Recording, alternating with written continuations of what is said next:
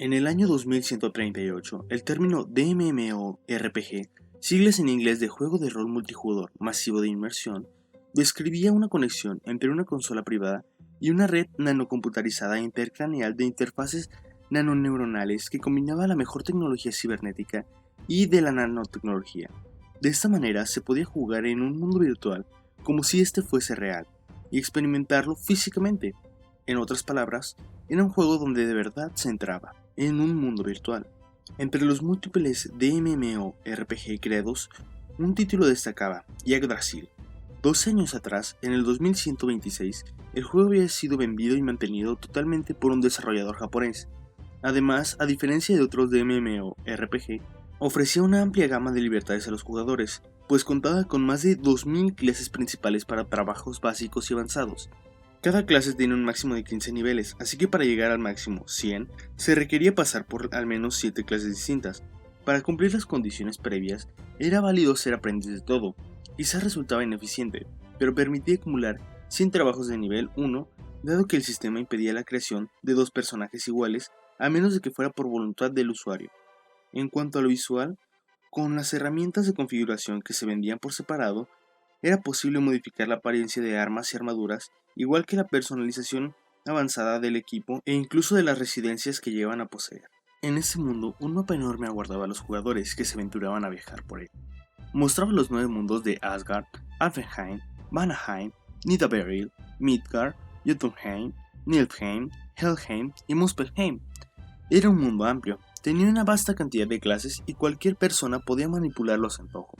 Justamente, esa personalización fue como verter nitroglicerina en el alma creativa de los japoneses y dio origen al posterior fenómeno de las armaduras. Gracias a ese contexto de popularidad explosiva, hablar sobre DMMORPG en Japón era sinónimo de Yggdrasil. Pero eso había quedado en el pasado. En la parte central había una gran mesa circular de obsidiana bruñida rodeada por 41 sillas elegantes. Sin embargo, la mayoría estaban vacías y solo había 2 sombras sentadas. En uno de los costados se encontraba alguien que vestía una lujosa capa negra, con bordados en color púrpura y dorado. La decoración de su cuello lucía un poco exagerada, pero le quedaba bien. Su cabeza no tenía piel, era solo un cráneo. En los huecos de sus zonas oculares se veía una luz roja con negro, con una aura oscura brillando detrás de ellas. Quien estaba sentado del otro lado tampoco era un humano, sino un bloque negro, que se derretía constantemente. Parte de él parecía alquitrán en movimiento, incapaz de mantener su figura un solo instante. El primero era un Elder Lich, una existencia formada por el deseo de investigación de un hechicero y del rango más alto de todos, un Overlord. El segundo era un Elder Black Ose, considerado uno de los más fuertes de la raza Slime, por la poderosa habilidad de ácido que poseía. Algunas veces, las razas de ambos seres se encontraban como monstruos residentes de algún calabozo, con alto grado de dificultad. Los Overlords, al utilizar magia maligna del nivel más alto, y los Elder Black Oses, con su habilidad para corroer armaduras, eran famosos por el odio que les tenían los jugadores. Sin embargo, quien estaba ante la mesa en realidad no eran monstruos, sino jugadores. En Yggdrasil se podían elegir varias razas como humanos, enanos y elfos, razas humanoides estándar, o goblins, orcos y ogros, razas malvadas de aspectos monstruosos. Estas últimas eran preferidas sobre las humanoides en términos de eficacia. Además de mantener sus habilidades como monstruos, sus puntajes en ciertos rasgos eran mayores a las del resto, aunque recibían penalizaciones en otros. Al final, si estas se sumaban a las razas superiores, arrojaban un total de 700 razas diferentes. Tanto el Overlord como el Elder Black Ouse eran razas superiores accesibles a los jugadores. El Overlord transmitió sus palabras sin mover la boca, pues ni siquiera las capacidades técnicas del máximo DMMORPG eran capaces de representar los cambios en las expresiones faciales de una persona que hablaba. En verdad, ha pasado mucho tiempo, Hero-Hero-san. A pesar de que hoy cerrarán el servidor de Yggdrasil, realmente no creí que vendrías. ¿Cuánto tiempo, Momonga-san? Aunque respondió una voz masculina de adulto, pareció sin vida en comparación con la primera persona. ¿Cuánto tiempo ha pasado desde que te transfirieron en tu trabajo de la vida real? ¿Fue hace 2 años? Ah, sí, más o menos. Uy, ha pasado mucho tiempo. Es preocupante.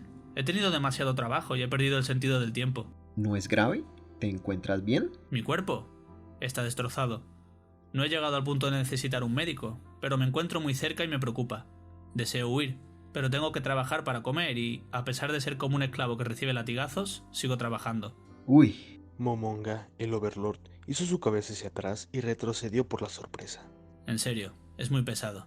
Como si lo persiguieran, Momonga siguió retrocediendo por lo que había escuchado, y Herohero soltó una voz gruesa y tenebrosa que reveló sus inimaginables sentimientos reales. Las quejas sobre los trabajos de la vida real aumentaron, historias acerca de subordinados incapaces de comunicarse, documentos de instrucciones que cambiaban de un día para otro, recibir regaños del jefe por no cumplir las asignaciones, días en los que no podía regresar a casa por quedarse a trabajar, los extraños aumentos de peso que aparecían por el desorden de sus horarios, el incremento en la cantidad de medicamentos que tomaba. Como si un domo se partiera en dos, empezaron a salir más quejas de Herohero y el papel de Momonga se redujo a escuchar. Conversaban en el mundo virtual acerca del mundo real, algo que muchos evitaban porque no deseaban llevar ahí esos temas, pero ninguno de ellos pensaba así. El gremio al que pertenecían fue construido por sus compañeros jugadores y operaba como toda una organización. Quienes participaban en el grupo Ein Soul Gong debían cumplir dos requisitos: ser empleados corporativos e interpretar razas heteromorfas. Así, en ese gremio, era muy común que surgieran quejas laborales durante las charlas y los miembros lo aceptaban. Se podría decir que la conversación entre ambos era parte de la vida cotidiana de Ain Gong. Después de cierto tiempo, la retahíla que fluía de Herohero como un río lodoso se transformó en un arroyo cristalino. Lo siento mucho. Fueron muchas quejas, pero no puedo decirlas allá. Inclinó lo que parecía ser parte de su cabeza, y Momonga sintió. no te preocupes, Herohero-san. Estás muy cansado e hiciste el favor de venir. Escucharé sin ningún problema cuantas quejas traigas. Herohero recuperó la vitalidad y rió un poco. De verdad, muchas gracias, Momonga-san. Me sentí muy feliz de poder conectarme y volver a ver a mis antiguos camaradas. También me alegra escucharte. Pero ya es hora. La mano de Herohero se movió como si manejara algo en el aire con su tentáculo. Estaba controlando su consola. Ah, tienes razón. Es hora. Lo siento mucho, Momonga. Ah, Momonga expulsó el aire lentamente para no demostrar sus sentimientos. ya veo, es una lástima. Los buenos momentos pasan muy rápido, ¿verdad? La verdad, me gustaría acompañarte hasta el final, pero tengo mucho sueño. Ah, te encuentras cansado. Desconéctate y descansa, por favor. De verdad, lo siento mucho, Momonga. Digo, jefe de gremio. ¿Qué harás? Estoy pensando en quedarme hasta la hora en que termine el servicio. Además, queda tiempo y alguien más podría venir. Sinceramente, no creí que todavía quedara algo del gremio. En esos momentos se sintió agradecido de que no hubiera funciones para reflejar las expresiones faciales. De existir, habría sido muy obvio que su expresión se retorcía. Aunque no mostraba sus emociones con la voz, el hecho de que Momonga no pudiera abrir la boca detenía los sentimientos que querían desbordarse, porque había sido algo que crearon juntos. Lo mantuvieron con todas sus fuerzas, pero si uno de sus camaradas decía eso, le surgían emociones mezcladas y difíciles de describir. Por fortuna, esos sentimientos desaparecieron después de que Herohero siguiera hablando. Momonga, como jefe de gremio, has mantenido este lugar para que pudiéramos regresar cuando quisiéramos, ¿verdad? Te lo agradezco mucho. Fue algo que creamos juntos. Además, mantener este lugar para que cualquiera pueda regresar es trabajo del jefe del gremio. Gracias a ti, pudimos disfrutar este juego. La próxima vez que nos veamos, sería bueno que nos encontráramos en Yggdrasil 2, ¿no? Solo he escuchado sus rumores sobre el 2, pero como dices, estaría muy bien que volviéramos a encontrarnos. Encantado. Bueno, el sueño me está ganando. Voy a desconectarme. Me siento feliz de haberte visto por última vez. Gracias por tu esfuerzo. Tú... Por un instante, Momonga balbuceó. Sin embargo, de inmediato dijo sus últimas palabras. Al contrario, también me sentí feliz de verte. Gracias por todo. Sobre la cabeza de Herohero apareció un emoji con forma de sonrisa. Como las expresiones faciales no existían en Yggdrasil, recurrían a emojis cuando querían transmitirlas. Momonga manejó su consola y mostró el mismo icono. Herohero transmitió su última frase. Nos vemos en otro lugar. De los 3 miembros del gremio que habían acudido, el último se había marchado. El silencio volvió a la habitación como si nadie hubiera estado ahí, sin repercusiones ni rastros. Sin dejar de ver el lugar donde Herohero se había sentado, Momonga murmuró suavemente las últimas palabras que habría querido decirle. Hoy es el último día de servicio. Sé que te sientes cansado, pero aprovechando la ocasión, ¿no te gustaría quedarte hasta el final? Por supuesto, no hubo respuesta. Herohero había regresado al mundo real. Ah, Momonga suspiró desde lo más profundo del corazón. No había podido decírselo. La breve conversación y el poco ánimo de su voz habían transmitido el cansancio que Herohero sentía, pero había respondido a su mensaje y acudido al último día de servicio de Yggdrasil. Tenía que agradecérselo, sería imprudente pedir más. Momonga desvió la mirada del asiento donde había estado Herohero. Contempló los otros 39 asientos, lugares que habían sido ocupados por sus camaradas. Devolvió la mirada a la silla de Herohero.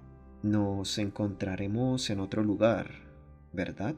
Nos veremos en otra ocasión, nos vemos, escuchó varias veces esas palabras, pero en realidad eso casi no ocurría. Nadie regresaría a Yggdrasil. ¿Dónde y cuándo volveremos a vernos? Los hombros de Momonga temblaron.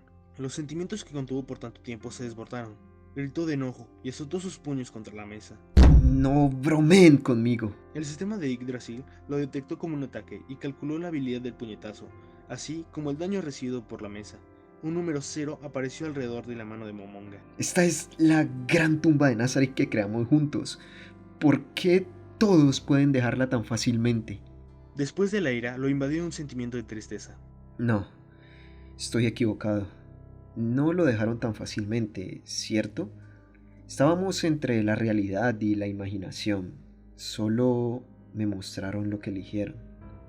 No se puede hacer algo al respecto. Así que nadie me ha traicionado. Fue una elección difícil para todos, ¿verdad? Sin dejar de hablar consigo mismo, Momonga se levantó de su asiento, se dirigió a un báculo que colgaba de la pared. Dicho báculo se inspiraba en un caduceo y lucía 7 cabezas de serpiente.